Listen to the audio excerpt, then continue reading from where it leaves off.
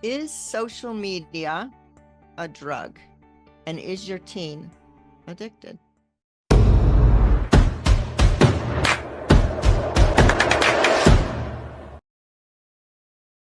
Welcome back to another episode. It's been a while for us. We recorded for a few weeks while Rehan made it back to the United States. He's back home, or not United States, I'm sorry, back home to Canada Yeah, after being in France for 9 years, which you learned a lot about on the episode that when we talked about his life. And yeah, so it's exciting because we are no longer what, 8, 9 hours apart where we had to schedule everything. We're only three. yeah. 3 hours. Yeah, because you're in the Pacific time zone and I'm in the Eastern. So Yeah. yeah. So Um, so nice to yeah, see you back in your bedroom. This is going to Woo-woo. be his spot now for a while. So Yeah. welcome home. Thank you. Thank you. We're talking about social media today, and social media obviously there are a lot of opinions surrounding social media, right? Negative ones, positive ones. I mean, I know that you and I both use social media quite a bit, Susan, whether it's for our business, whether it's to create content. I also consume content on social media. I do scroll, I do that, whether it's TikTok, Instagram, all that stuff. I'm part of that sort of generation who Yeah, grew up whereas using me, social not so media. much. I only Yeah. do it when I Have to post something for our Yeah. business, and then maybe I'll get caught up a little bit, but yeah, it's to me it's not that big a deal. Yeah. But for Uh, teens, yes, for teens, kids. and also like I feel now slowly like parents as well, because like I don't know, my mom sends me like these random reels of like pandas every morning when she wakes up and stuff like that. So So um obviously she's scrolling. oh yeah. But yeah, social media is becoming a very big part of everyone's lives nowadays. But there's a big question around it as to whether it's a good thing or a bad thing, you know? And there's a lot of research that's been done on social media and the effects that social media has on teenagers specifically. And we're going to talk about that. We're going to talk about all of that, if it is good, if it is bad, how to navigate it, how to find that balance, and Mhm. everything in between. So yeah, why don't you take it away, Susan? Why don't you just give us yeah, an idea of like the social media stuff, what the effects are? Yeah, well, the research is really showing. I mean, we didn't have any of this before. It's all really pretty new, and it's so much so that the Surgeon General in the United States has just advocated to put a warning on all social media for ages 13 and under, that Mm, it's like a drug, and that he says more than 3 hours a day of social media doubles the risk of mental health problems. wow. That's like 3 hours a day. All right. I know, and that there are kids, there's adults too, that use it more than 3 hours a day. And Yeah. that's doubles the risk. That's high. Yeah. And Um, and also I just want to say something really quickly. Like 3 hours even might sound a lot. It's like how are they finding 3 hours in the day to be on social media? Well, there's a statistic that shows that teens actually spend on average 8.5 hours of their time on their screens, whether that's like computers or phones or whatever it is. But that's 8.5 hours of screen time. That's 1/3 of the day. yeah, That crazy, is right? Then you're sleeping the crazy. other third, hopefully. So what does that leave Yeah. you? What does that leave you? And like that's how much time is being used. And actually I even asked, like, some of the parents that are watching or listening to this, like, what is your screen time? I mean, you can go on your phone, you can check out your screen time. There's a possibility that it's higher than you think. Hmm. We just don't realize it. Yeah. And yeah, kind of scary. But anyways, sorry, continue, Susan. no, no problem. Also, there is an elevated suicide risk I'm looking at some statistics that are out there. There's an elevated suicide risk from screen time in teen girls. It's the second leading cause of death in 10 to 32-year-olds, Wow. suicide risk. Social media use and the Surgeon General, all of this is just saying that we need to really, really be concerned about this. This is not something that's just a passing, fleeting thing. Um, it's especially when you're on the internet and you're using the social platforms, they have the algorithms as well. So it's not like they know we're social beings. And so they know how to take that algorithm and send you down this rabbit hole that keeps you locked in. And they know for these children. So like if they like something, they know that. And then they're going, oh, I'm going to show you more of that kind of stuff. Now, what did they like? What gets shown to them? What if some sort, porn comes up and they are just in shock, but they watch it, they can track the time, and then they're going to send them more. It's going to send them more. This happened to my son a long time ago on the computer when he was looking at stuff, and he's 33 now, but this happened when he was a teenager, and the porn just kept coming up, and he's like, I don't know how to stop it. So all those things are taking over their brain basically because they know how to get them, and that's scary. Also, they're losing person to person, which isn't happening as much anymore. They're not understanding eye contact and the social cues that we've learned and that we do as humans. It's harder for them to make friends. They're less likely to take any risks to give them, as in life, to grow. All those things, because it's just they feel so safe in there or something. It's a huge disconnect. I don't know. I'm really worried about kids. I'm worried about girls, especially. There's so much depression and anxiety in a girl's life when they spend so much time on social, because they're just made to be social. And so somebody was saying, I was listening to an expert on this, and they were talking about, for a girl, it's like having pageant after pageant after pageant and seeing all these girls, and you've got to look this way, and you've got to be gorgeous, and you've got to, this and this, and there are no flaws.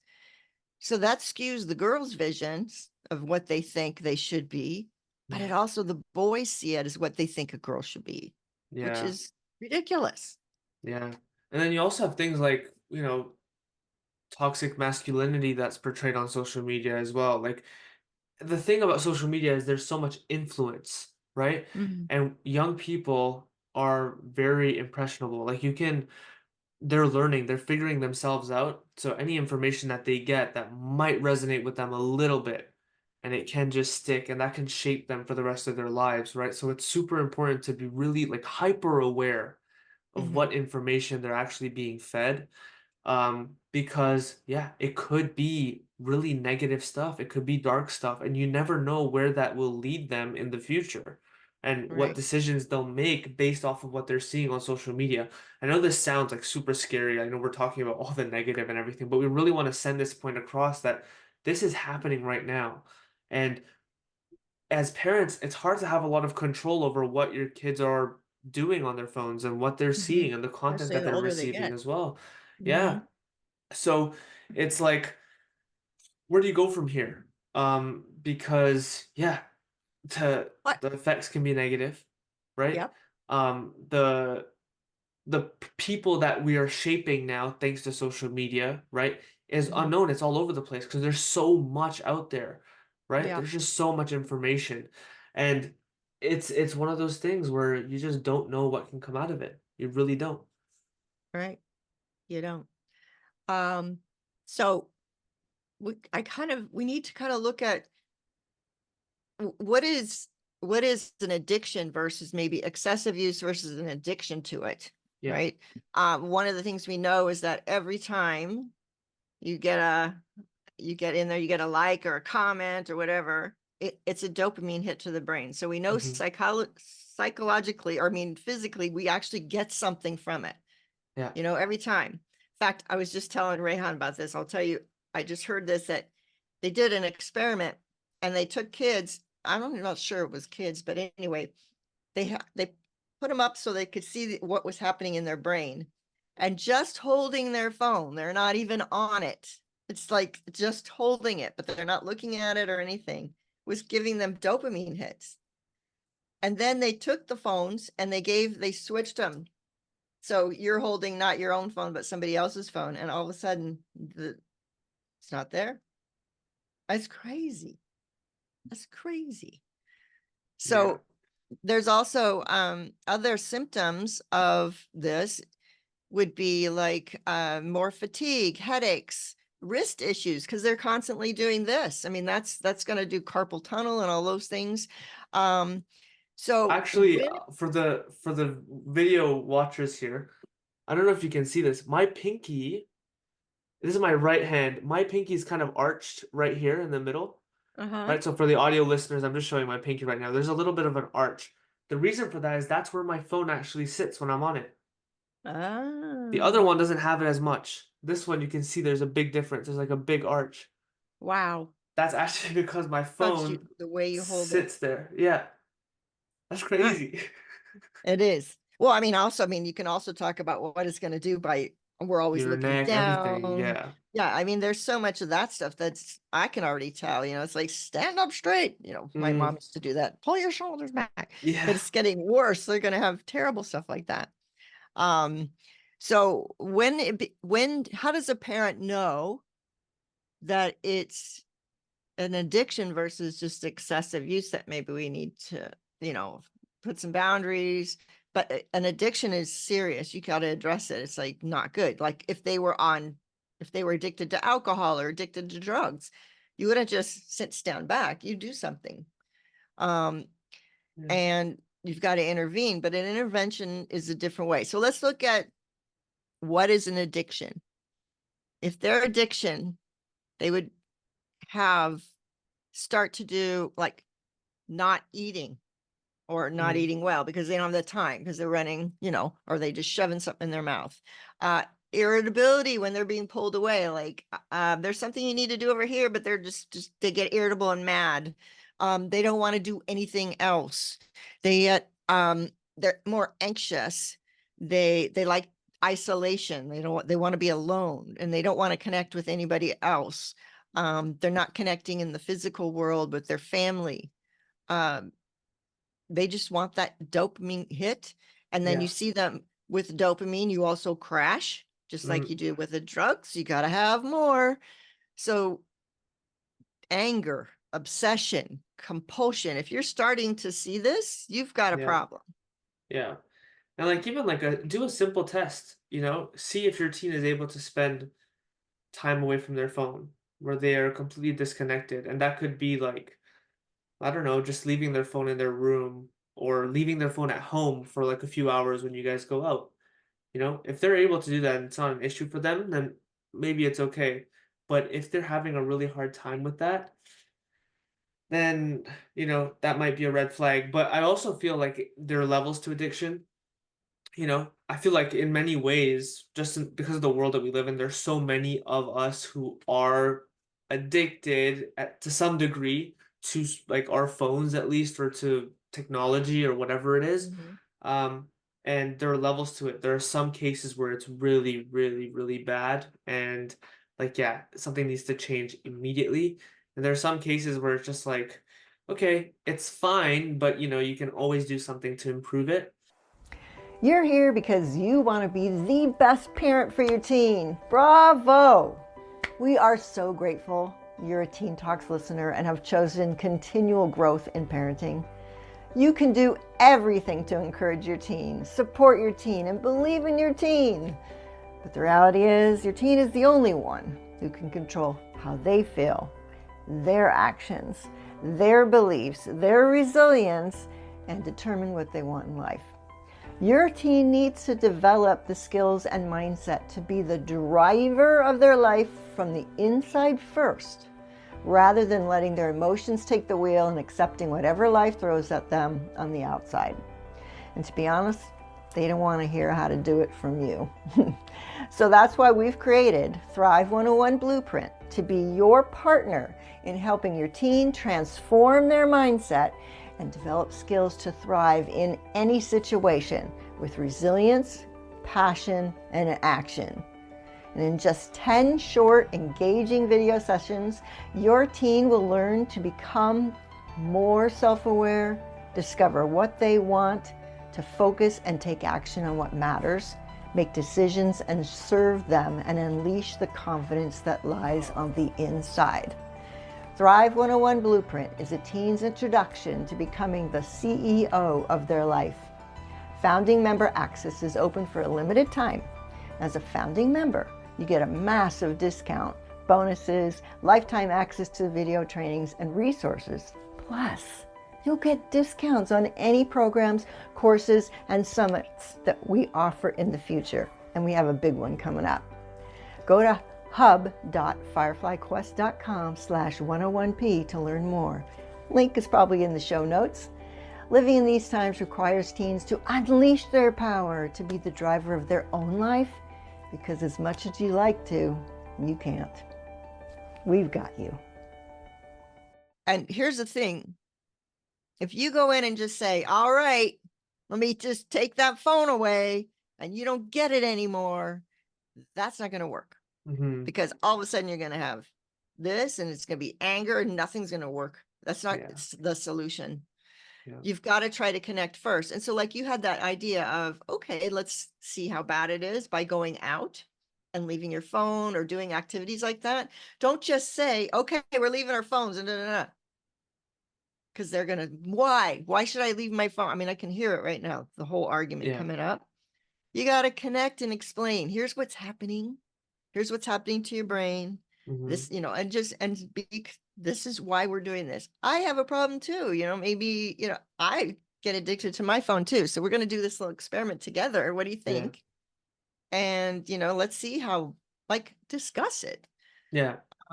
Make it like a challenge, like a fun little, one of the things one of the experts say is that when there's things that they get from this that they're not getting from somewhere else. So they're finding it through the phone, or through the media, all that stuff. And so if you know these 5 things and they're not getting it from somewhere, they're getting it from the phone, figure out a way, hey, you can give them this. So the first thing is safety. So they feel they need safety there because they're anonymous and they're cowardly, because it is totally not real, really, right? But it's a safe space because they're anonymous. And they're cowardly everywhere else. Security, they're looking for security. Well, the algorithms allow you to choose where and when you want to connect with someone. And it chooses only those people who it starts to know you, and it gives you people and things that are of like mind. So in other words, you're only connecting with people who think like you. And that's not real. That's not normal. So they show up as that is security. Well, good. It's soothing because the dopamine hit. So you keep getting this soothing. It is successful because you choose who you want to show up for or with, and it's successful, especially when you get a like or a comment or whatever like that. And then you feel significant, right? You feel significant. So how do we give these 5, safety, security, soothing, successful, and significant, to our kids in the home or with the family? How do we as parents create this for our kids so they don't have to go to there? Because social media and even just technology in general, it's not always bad, right? I think there's a lot of good to it, and there's a lot of good that can be taken from social media. The problem, if you want to put it that way, or the challenge, I would say, is now making sure that today's teenagers are prepared and they're set up in the right way so that when they do use social media, it doesn't have these negative effects on them, right? So they have a strong sense of self. They know who they are. They have a strong sense of connectivity with other people, right? With their families, their friends, and all that stuff. That's real, genuine connection.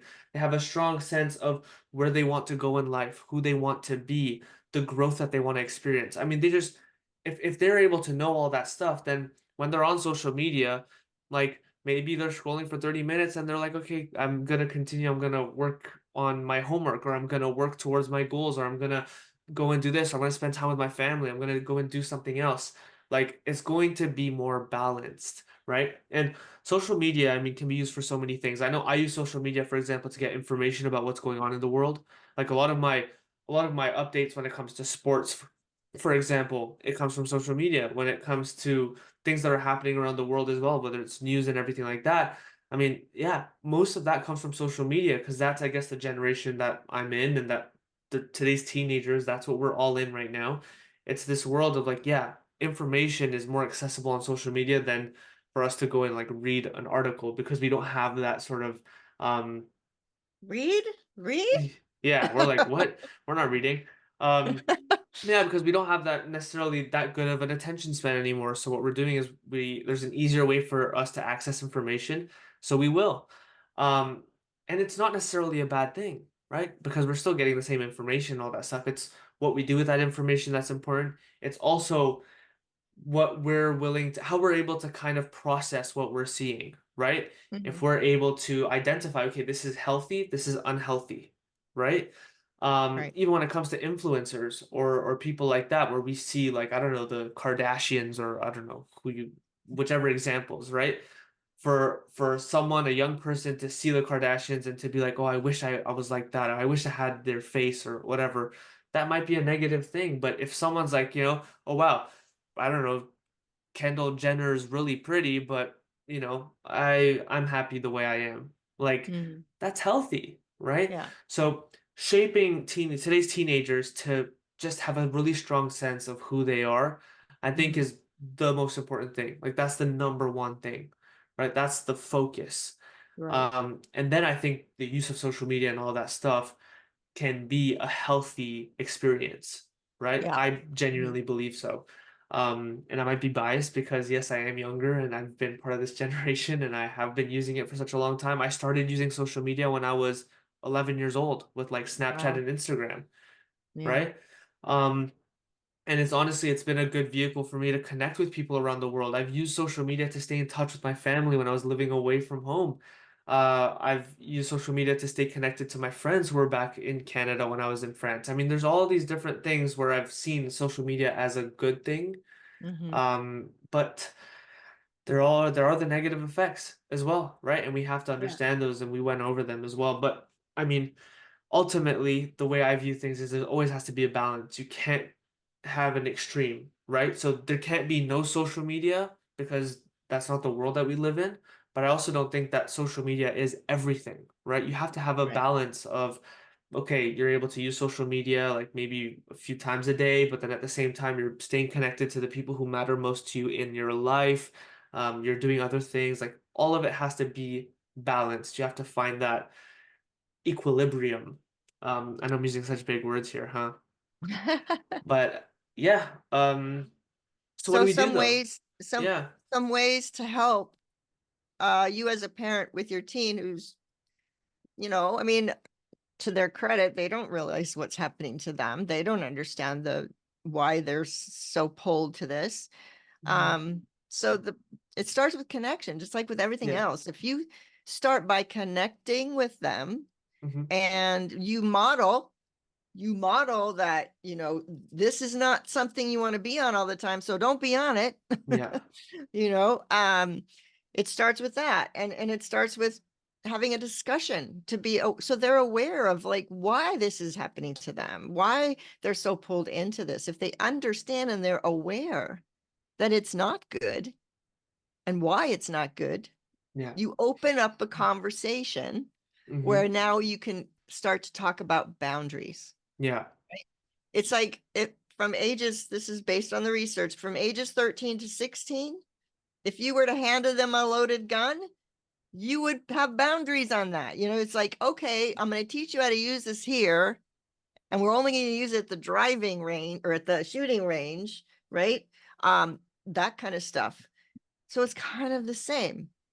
And you create boundaries and you stick to the boundaries, Yeah. but they've got to understand why they're there, and you've got to do it too.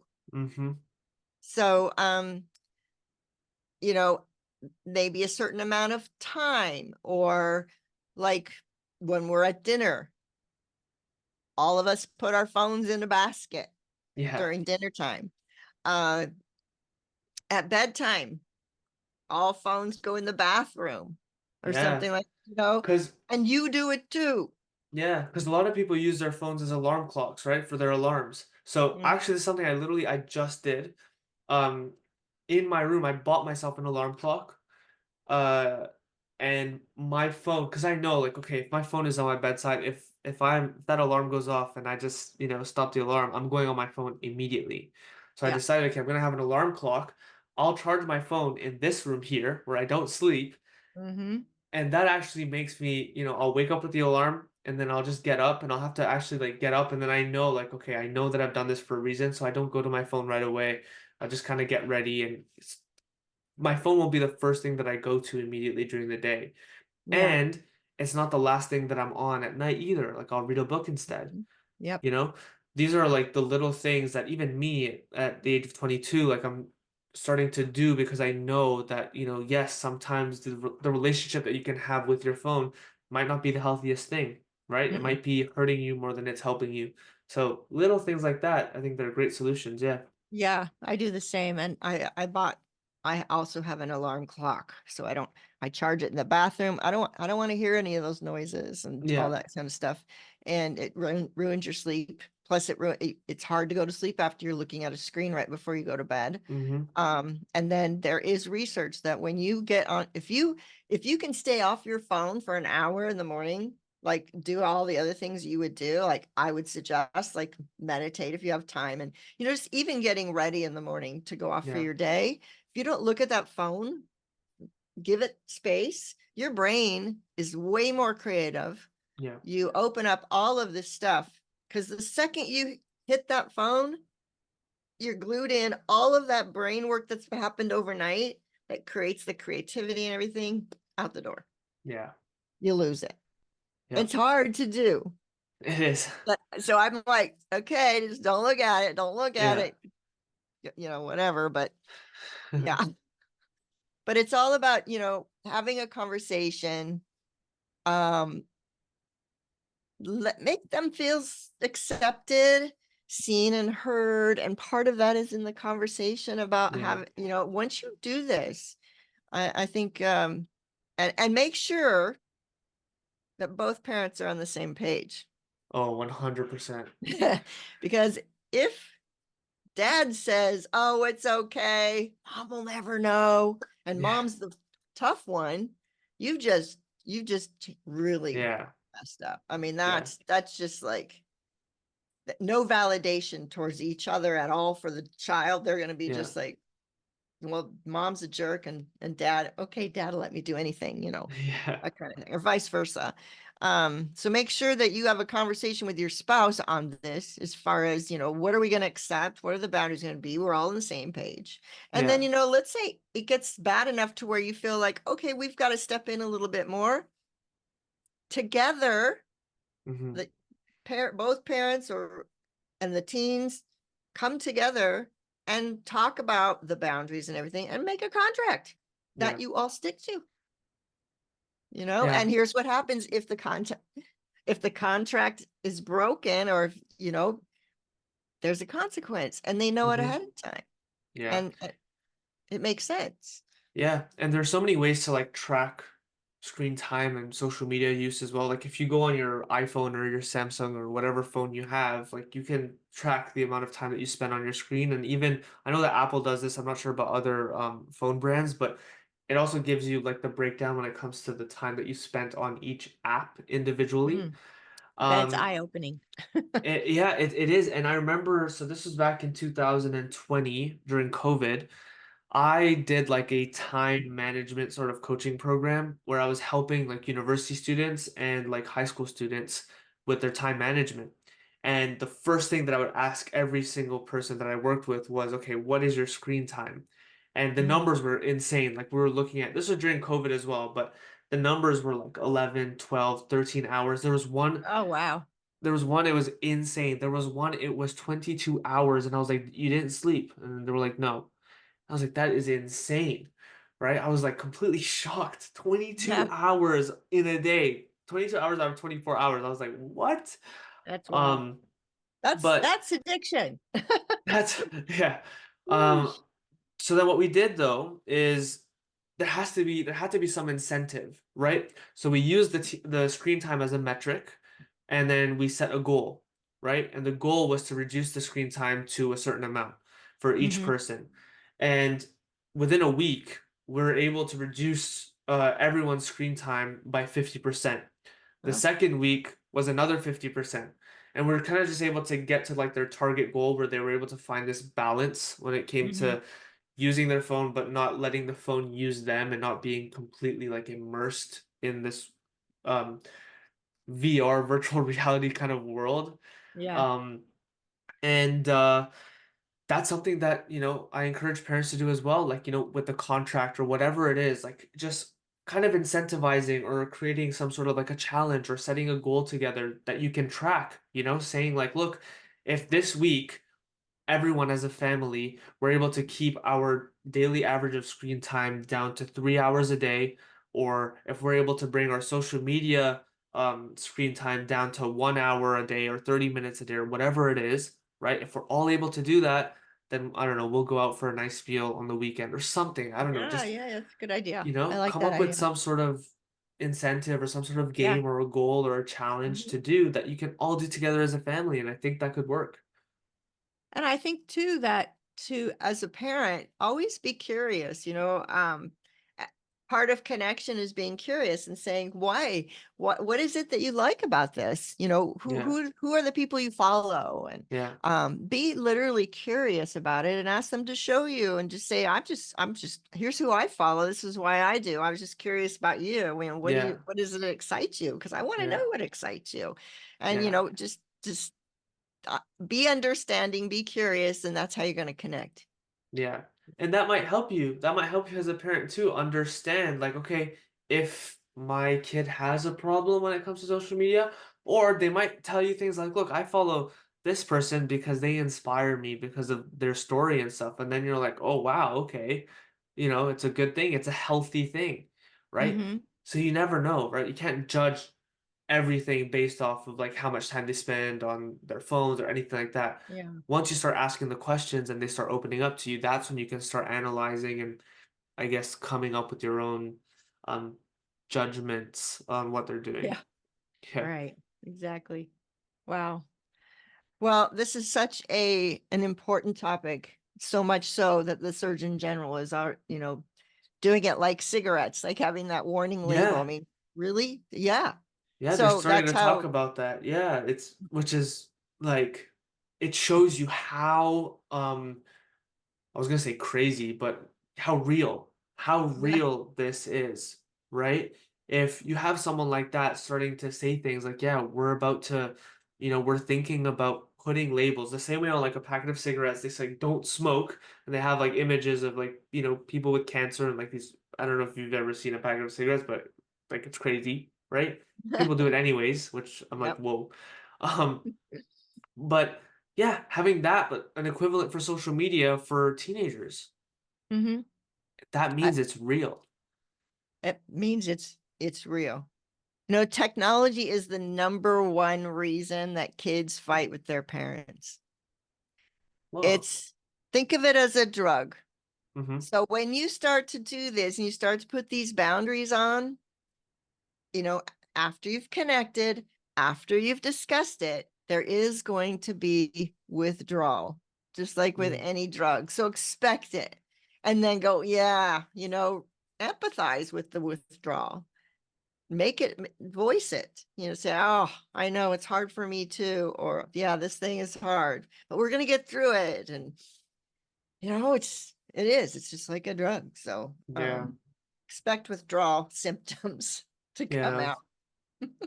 Yeah. I guess like any addiction, right? Yeah. Mhm. Mm.